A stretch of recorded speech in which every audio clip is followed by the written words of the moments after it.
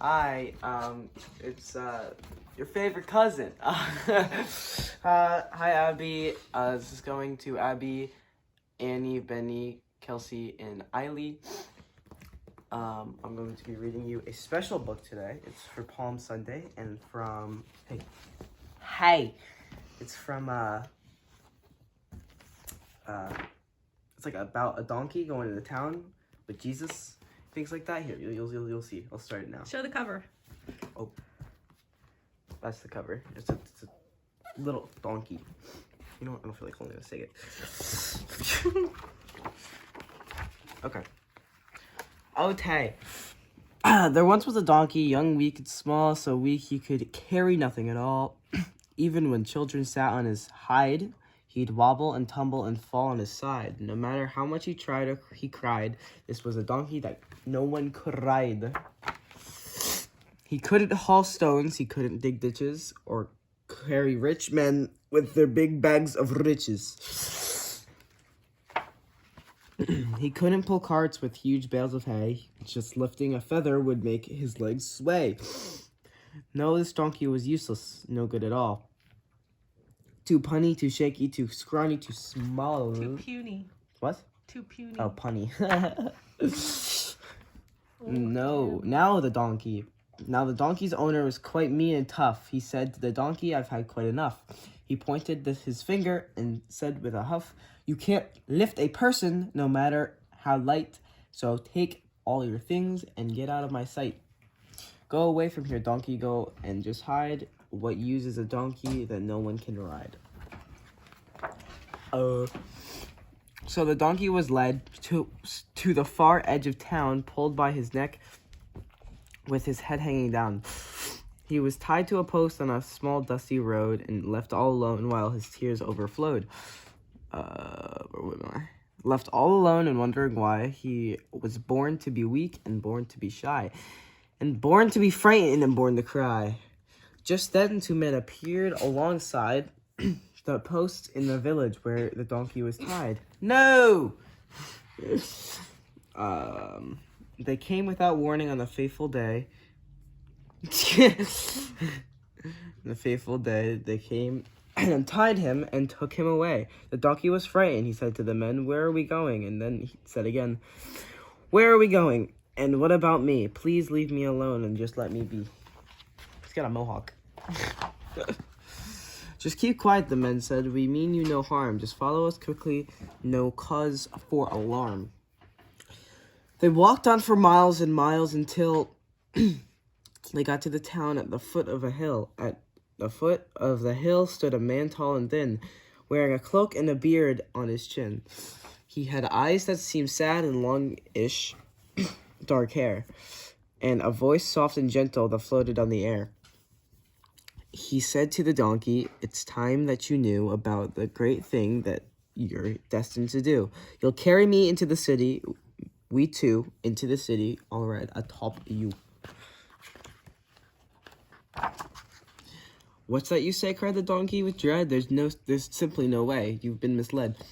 I'm just a small weakling. You must go ahead and look for another to take you instead. You see, I'm just hopeless. Ever since I was born, I've been subject to insults and teasing and scorn. My back's somewhat crooked and my legs aren't strong. I'm just a big failure who does everything wrong. Won't you believe me?" the sad donkey cried. "Just leave me alone and cast me aside. I'm just a poor donkey that no one can ride." Oh, look how handsome he is. The man looked at him with a face that was wise, with a warm, tender smile and love in his eyes. And then, in a calm and mysterious way, he opened his mouth and started to say, "My help is enough. It's all that you need. It's all that you require in life to succeed. The weaker you are, the more strength I give. I'll be there to help you as long as you live. I know you feel tired and frightened and broken, but do you believe these words that I've spoken? Do you believe?" I ask you again. Do you have faith? I can heal you, my friend. Okay. For some reason, the donkey was sure that he knew. The words that the man spoke were honest and true. They were said with such kindness and caring and love, it seemed that they came from heaven above. The donkey burst out, I believe that it's true. I believe, you repeat, I believe, yes I do. The man stretched his hand out and closed both his eyes, and then, to the little donkey's surprise, he felt a sensation he couldn't control from the top of his head to right down to his soul. Ooh, muscles. All of a sudden, he realized that now his body was stretching and changing somehow. Most amazing of all, at that very hour, the donkey began to sense he had power. He didn't feel something weak or any longer. Instead, he felt stronger and stronger and stronger. He could feel in his body the energy flowing. He could see with his eyes that his muscles were growing. His back felt like iron. His legs felt like steel. His chest were so strong, it couldn't be real. Okay. Nice. It's a miracle, the donkey cried out, a miracle beyond any doubt. In order to show all the thanks that he felt, the donkey bowed his head down and knelt. In front of the man who had made him so strong, with a beard on his chin and hair that was so long, the man looked upon him with sorrowful eyes and sat on his back and told him to rise. We're bound for that city that's west of the hill. I have a great mission I need you to fulfill. The donkey got up. His tears had all dried. With big bulging muscles, he started to stride. No longer a donkey that no one could ride. Now he had courage and power and pride. He started to stride. He started to run. He couldn't believe he was having such fun. With a clippity-clop and a clippity-clop, he kept right on going with no need to stop. But as they drew near the gate of the town, the donkey could hear a very strange sound. The curious noise made him perk up with ears. What could it be? It sounded like cheers. Blah, blah, blah, blah, blah. Soon crowds of people came into sight, shouting and waving with their arms with delight. Slow it down. This is how I read. Oh, you're reading to kids.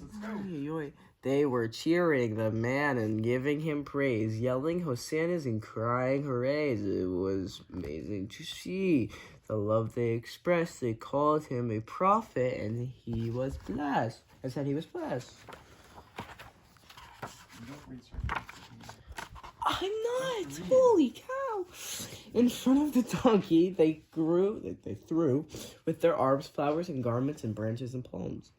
They laid all these down and started to sing, calling the man a savior and king. The donkey was happy. Gone were his tears, and people sung in his ears. Never was there a moment so sweet as carrying a king with palms at his feet. And all the life after, the donkey rejoiced that the king had made such a wonderful choice. To help with the greatest mission of all, the king used a donkey, young, weak, and small. And that's it. No, read that. That's the end. So every year at Easter time, review your hopes again. Remember how a little faith can give you strength, and then gather all your friends around and tell the tale of when a tiny donkey carried God into Jerusalem. The end. Hope you enjoyed. Bye-bye.